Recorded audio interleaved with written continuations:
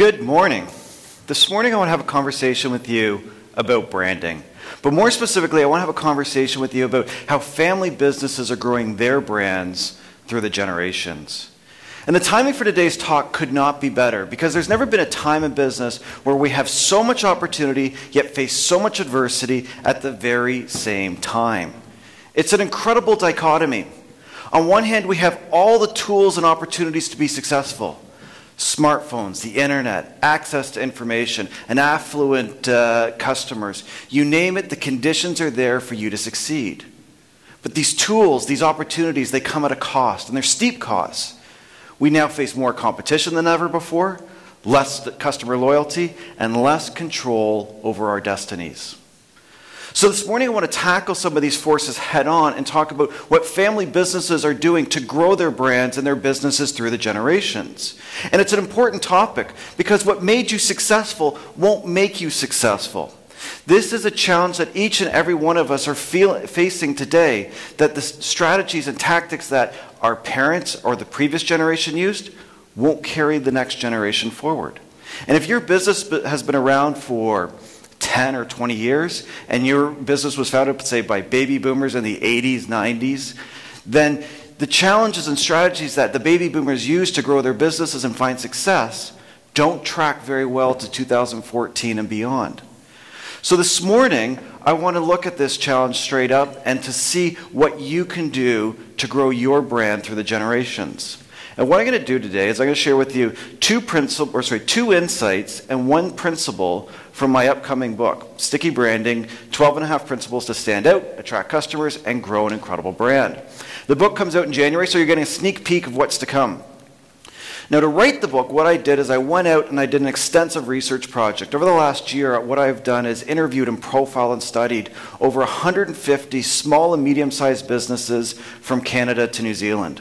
And I wanted to understand, what are small and medium-sized businesses doing to find success? How are they challenging the giants of the industry? How are they driving sales? How are they growing incredible brands, what I like to call sticky brands?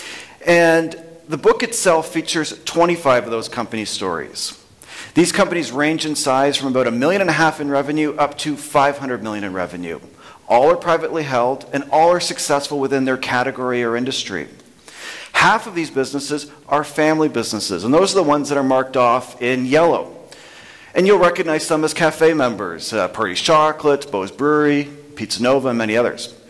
And what I point out to you in that family business are many of the companies that are growing incredible brands in our marketplace. And they have an innate competitive advantage to do so because their businesses are not built to sell, they're built to last. They are built for transitioning through the generations. And this creates a legacy and an opportunity for companies, especially in the small and medium-sized category, to grow innovative brands through the categories, or through the generations. And one of these businesses was my family's business, Leap Job, which is the logo in the middle with the frog. And that's where I got my experience working in family business as well. So today what I'm going to do is I'm going to draw from the research, the book, these company stories, as well as my own experience to share with you two insights and one principle on how you can grow your brand through the generations. Now, let's start with the two insights. And the reason I start here is I think it's always important to ask, why are we talking about branding today? Because it hasn't always been a topic of interest. It hasn't always been a topic that companies had to pay attention to in the small and medium-sized businesses. So the way that baby boomers built their businesses in the 80s, 90s, and early 2000s, branding could be an afterthought. If they did good work and they built great products and services and they served their customers well, they grew in reputation. But we live in a very different marketplace today, and we have two big forces, the two insights, that are reshaping our businesses and the way we connect with our customers. And so today, branding is not optional. It's a question of defense as it is offense. So the first insight is time. It's actually lack of time. According to a recent study, 94% of North Americans are using their free time to recuperate from work. This is a remarkable statistic. 94% of North Americans are using their free time to recuperate from work. How many of you feel like this guy in the picture? I know as a business owner and as an entrepreneur, I feel this way more often than I want to admit. But this challenge of time and energy is going well beyond what business owners and executives are facing. Everybody feels this way. And the reason is we filled our lives full of stuff. Smartphones, the internet, Facebook, Twitter, email, social or work, home, kids, soccer practice, you name it. The list of demands on you is incredible. And as a result, we find ourselves feeling rushed, hurried, and short of time. And this lack of time has a clear influence not on the way we connect with each other and the way we build relationships, but the way we are connecting with companies and the way we buy. And we can see this in two very clear ways. The first is on relationships. People are not building relationships with companies like they once did. And the reason is we just don't have time to. So we're not going to as many networking events. We're not going to as many luncheons and golf games. We still do it, but the volume of it is dramatically down from, say, 10 or 20 years ago. So the opportunity for companies to build personal connections and personal relationships with their customers is in decline. The second issue related to time is headspace. We have so much stuff competing for our energy. We have so many people competing for our time. We have so many companies trying to catch our attention. And as a result, we find ourselves being fractured.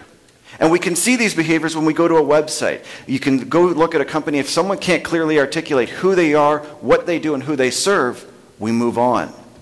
And if a company makes a mistake and doesn't live up to our expectations, we clearly know that we can go and find something else just as easily. And so this leads to some real clear issues for companies because their customer loyalty is in decline. And what customers are tending to do today is gravitate towards those few companies that make their lives just a little bit easier. And the reason we have so little time today is based on the second force, which is access to information. Think about it. In the pre-internet days, we used to say, buyer beware. And what this represented was companies were in controls. Companies dictated the terms. They negotiated from a position of power. And they were the ones that helped us educate their customers on what their options were. They were the ones that helped us find problems and solve them. Today, the tables have turned. With access to information, it's seller beware. Our customers know as much or more about the products and services that we sell as we do. And this puts them in the driver's seat. They might not have all the knowledge, but they know how to find it. And that gives them a sense of confidence. That gives them a sense of power. And they are using all these tools at their disposal. And this has tipped the balance back away from companies and has increased the competitive forces and the challenge of branding and marketing your business to a degree that we've never seen before.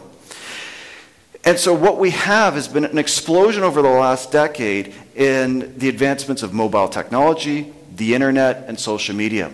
And these are game-changing technologies. I compare them to the advancements we saw in transportation.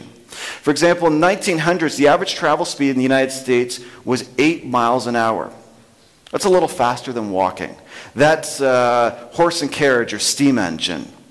If you fast forward 100 years to 2000, the average travel speed in the United States was 70 miles an hour. That's an acceleration of the North American population by close to 9 times. That's astonishing. And that is the reason why each and every one of us have a company today. Because of these advancements in transportation, we move from an agrarian society to an urban society to a global culture.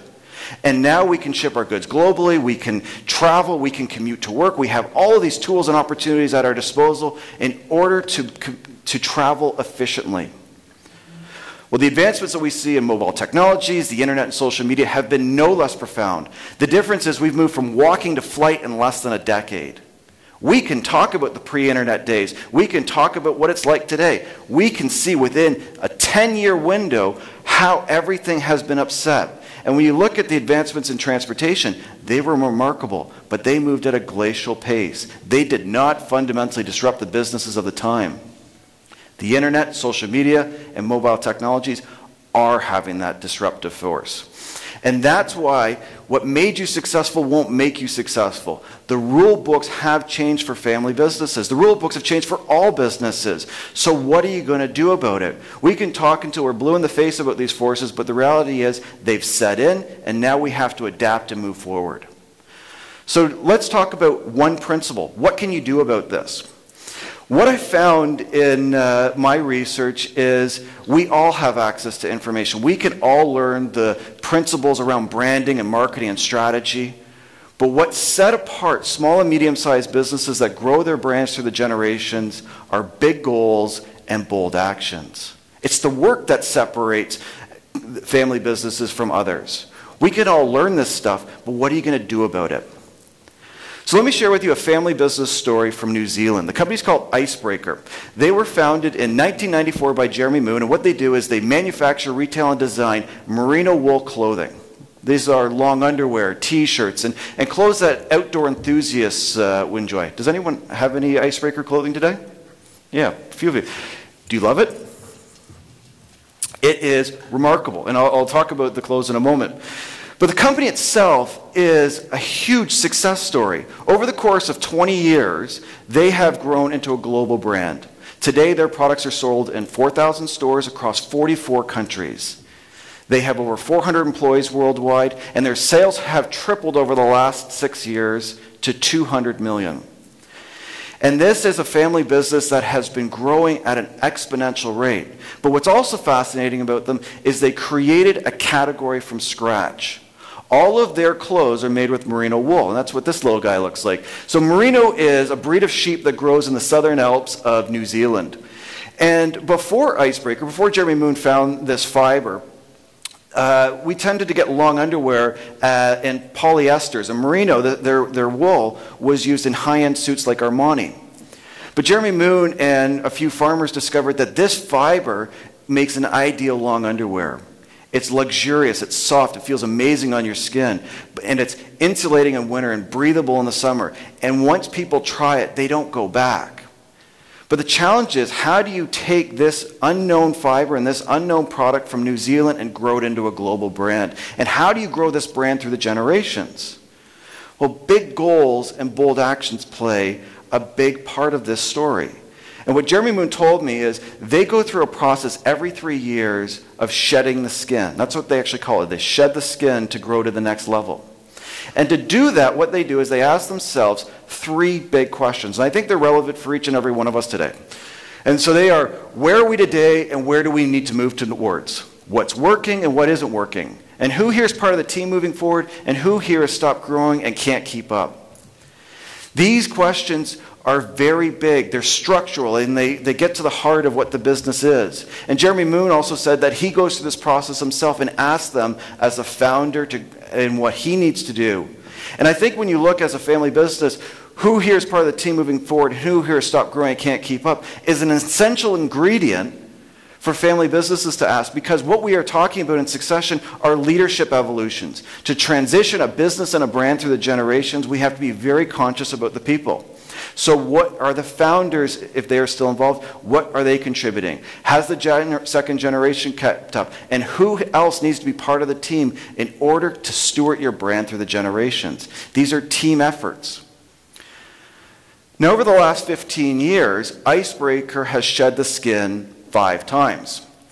In 1999, they transitioned from focusing exclusively on the New Zealand marketplace to being an international company. Canada was actually one of the first markets they sold into. In 2003, they transitioned their manufacturing from New Zealand to Shanghai. This was a contentious issue. This was a point of pride for the country. But in order to grow, they needed to improve the product or the quality of their products and the ability to deliver. And so by moving to Shanghai, their quality went up, their shipments went up, and their profitability went up. In 2007, they transitioned from having sales agencies to wholly owned subsidiaries and distributors. This is when they became a global company. In 2009, they moved their design team from New Zealand to Portland, Oregon. This was, again, a major decision, but that's where Adidas and Nike are based, and that's where the best clothing designers are for the outdoor sport category. And in 2014, Jeremy Moon went through a significant transition of his own. He transitioned his role from CEO to chairman and creative director. And if you look at these changes, and if you look at what it takes for them to grow from 0 to 200 million in 20 years, and the state it's taken to grow the business and the infrastructure that goes along with that, as well as creating a new category for clothing, these are dramatic moves that they are making. But they are no less relevant than succession planning or transitions that you have to make take your business through the generations. What made you successful won't make you successful. So what are the big goals and bold actions you need to take to shed the skin to take your company to the next level? So what I'd like you to do is write down 3 dates: 2015, 2018, and 2021. And when you get back to the office, I want you to assemble your team, and I want you to talk to them about shedding the skin and share with them the icebreaker story of how a company transforms itself through the generations. And so the question to you is, what are your big goals? What are you going to do next year? What are you going to do 3 years after that? And what are you going to do 3 years after that? 2015, 2018, 2021. What are your 3 big goals? It could be one that they're connected together, but what are you trying to accomplish? What is it going to take to grow your business and your brand through the generations? Now, as you work on these goals, I'd like you to use a mnemonic device called SMART to help give it a little bit of weight and structure. And SMART stands for specific, measurable, achievable, relevant, and time-bound. So specific. What area of your business are you trying to transform? Icebreaker, for example, moved their manufacturing from New Zealand to Shanghai. Moving manufacturing was not the goal. Improving the productivity and quality of their products so that they could service a global marketplace was the goal. And by moving there, those were the outcomes that came out of that, those sets of goals. What area of your business are you trying to transform? What's holding you back, or what is the opportunity that you want to chase? Measurable. If you can't measure it, you can't manage it. So what are your measures of success? What's the finish line? How do you know if you're on track? Achievable. If it's not achievable, it's a dream. Many businesses get caught up on this. They think of their big, hairy, audacious goals, but really what we're talking about are dreams, and dreams are not operational. You cannot execute on dreams. Your goals have to be achievable, otherwise you hurt your credibility and you cannot transform your business. Relevant. Why are your business goals so important? Why are these big goals so important to the success of your family? And I'll come back to this one in a moment. And time-bound. All great goals, all big goals are like stories. They have a beginning, a middle, and an end. So what's the finish line for yours? And I've already given you a hint. It's 2015, 2018, 2021. You've got 3 milestone dates. What do you need to accomplish in each of those windows? Now, from a branding context, the R for relevant to me is the most important aspect. And the reason is we need to know the why behind our goals. We need to know the why of what is separating these goals out from just the mundane work that we do on a daily basis. And this is also in relationship to a trap that many companies face on a regular basis. We get into strategic planning and we develop isolated numeric goals. These are goals like revenue, profitability, or market share. We want to grow by 30% next year. We want to grow to 25 million, 50 million, 100 million, whatever that number might be. These isolated numeric goals are very problematic from the perspective of branding and change management because they lack a soul. What's the why behind your goals? So ask yourself 3 questions as you develop them. What will achieving this big goal mean for your customers? We're talking about branding here. If your big goals don't touch your customers, if they're not about your customers at their fundamental basis, then you will be doing something for yourself and you will not transform your business. Your customers are the ones that you are serving. They are the reason you exist. How will achieving this big goal transform your business? This is really a 2-part question. What are you trying to transform, but why is that so important? And why is that important not only to you as a family, but to your employees, your partners, and your customers? And what are you trying to transform? So the clearer you can be about articulating what it is you're transforming and why that's so important, the more likely you can get to that end game, but also the more likely you can get to the support you need to achieve your goal.